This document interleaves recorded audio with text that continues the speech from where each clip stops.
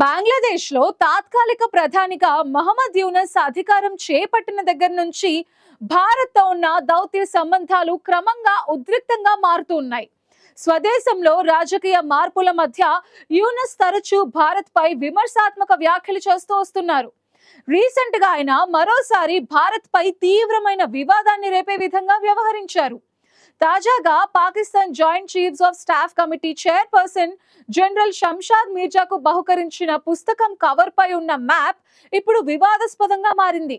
భారత్ ఈశాన్య ప్రాంతాన్ని ఆ మ్యాప్ లో బంగ్లాదేశ్ భూభాగంగా చూపించారు.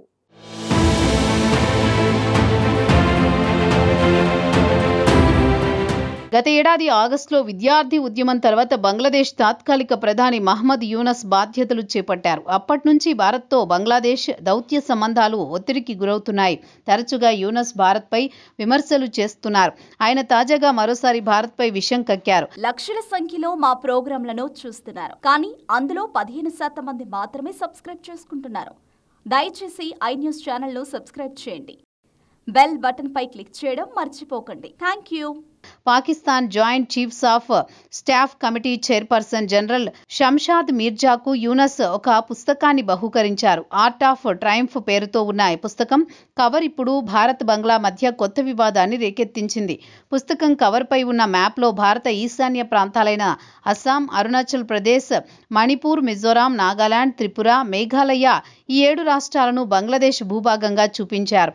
మరోవైపు యూనస్ అధికారం చేపట్టిన దగ్గర నుంచి పాక్ బంగ్లా సంబంధాలు దగ్గరవుతున్నాయి. షేక్ హసీనా అధికారంలో ఉండగా పాక్ బంగ్లా మధ్య పచ్చగడ్డి వేస్తే భగ్గుమనేలా పరిస్థితులుండేవి. కానీ యూనస్ మాత్రం పాకిస్తాన్తో సంబంధాలు పెంచుకుంటున్నారు.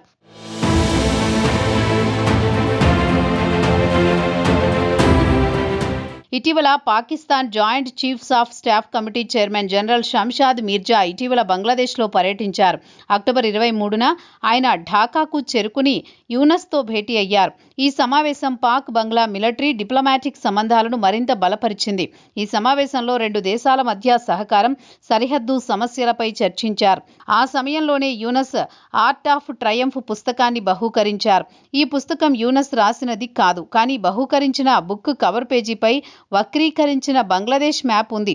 భారత్ సార్వభౌమత్వానికి వ్యతిరేకంగా ఉన్న ఆయన చర్యలను నెటిజన్లు తీవ్రంగా ఖండించారు.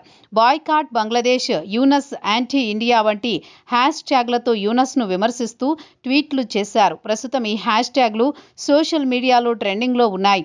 గతంలోనూ యూనస్ భారత్లోని ఈశాన్య ప్రాంతాలపై విషం కక్కారు.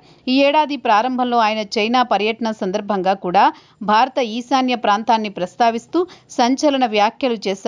భారత ఈశాన్య రాష్ట్రాలు బంగ్లాదేశ్ భూ పరివేష్టిత ప్రాంతాలుగా ఉన్నాయి. అవి సముద్రానికి చేరుకోవడానికి మార్గం లేదు.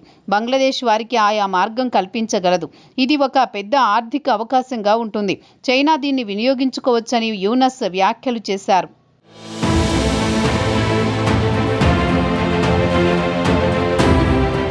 అదే కాకుండా మరోసారి బంగ్లాదేశ్, నేపాల్, భారత్ ఈశాన్య ప్రాంతాలు ఒక సమగ్ర ఆర్థిక సమైక్యతా ప్రణాళికలో భాగం కావాలని వ్యాఖ్యలు చేశారు. ఈ వ్యాఖ్యలు ఆయన చైనా, పాక్ పట్ల చూపుతున్న సాన్నిహిత్యాన్ని అన్నీ కలిపి భారత్పై ఒక వ్యూహాత్మక ఒత్తిడి సృష్టించే ప్రయత్నంగా విశ్లేషకులు చెబుతున్నారు.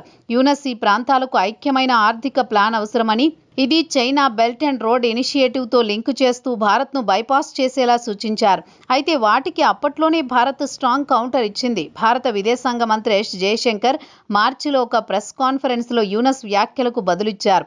బంగాళాఖాతంలో భారత్కు 6500 కిలోమీటర్ల మేర పొడవైన తీరరేఖ ఉందని, భారత్ 5 బిమ్స్టెక్ సభ్య దేశాలతో సరిహద్దును కలిగి ఉందని జయశంకర్ అన్నారు. ముఖ్యంగా ఈశాన్య ప్రాంతం బిమ్స్టెక్ కనెక్టివిటీ హబ్గా వృద్ధి చెందుతోందని, రోడ్డు, రైల్వేలు, జలమార్గాలు, గ్రిడ్లు, పైప్లైన్ నెట్వర్క్లతో ఈ ప్రాంతం పసిఫిక్ మహాసముద్రం వరకు అనుసంధానం అవుతోందని, ఇది నిజంగా గేమ్ చేంజర్ అని జయశంకర్ కౌంటర్ ఇచ్చారు. Bangladesh, Bhutan, India, Myanmar, Nepal, Sri Lanka, Thailand వంటి సరిహద్దుగా ఉన్న దేశాలను బిమ్స్టెక్ సభ్య దేశాలుగా పిలుస్తారు.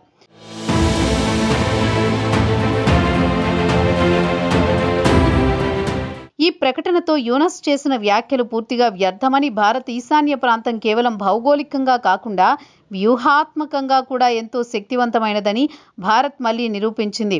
యూనస్ చర్యల వెనుక ఉన్న ఉద్దేశం ఏమిటి అనే దానిపై విశ్లేషకులు ఆసక్తిగా చర్చిస్తున్నారు.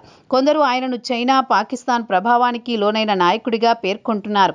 మరికొందరు ఆయన తాత్కాలిక ప్రభుత్వం అంతర్జాతీయ గుర్తింపు పొందేందుకు భారత్ను టార్గెట్ చేస్తున్నారని చెబుతున్నారు. కానీ ఏదేమైనా భారత్ సార్వభౌమత్వం, భూభాగం, జాతీయ గౌరవం విషయంలో ఎలాంటి రాజీ ఉండదని భారత దౌత్య వర్గాలు స్పష్టంగా చెబుతున్నాయి. యూనస్ ఇచ్చిన ఆ మ్యాప్ ఒక కాగితం మాత్రమే అయి ఉండొచ్చని, కానీ దాని వెనుక దాగిన రాజకీయ ఉద్దేశం మాత్రం చాలా గంభీరమైనదని విశ్లేషకులు హెచ్చరిస్తున్నారు.